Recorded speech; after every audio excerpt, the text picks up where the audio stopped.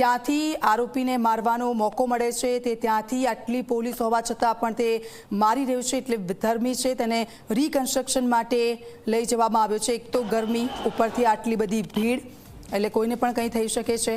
અને આ બધાની વચ્ચે લોકોનો આક્રોશ એટલો બધો છે આ વિધર્મી પ્રત્યે કે આ પ્રકારની ઘટનાઓ હવે ન બનવી જોઈએ.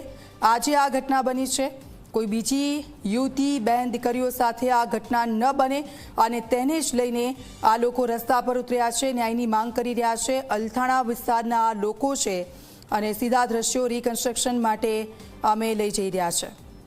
અલથાણ વિસ્તારના આ દ્રશ્યો છે. વિધર્મી યુવક કે જેણે છેડતી કરી હતી એક સગીરાની અને ત્યાર પછી આ સમગ્ર મામલો બિચક્યો હતો.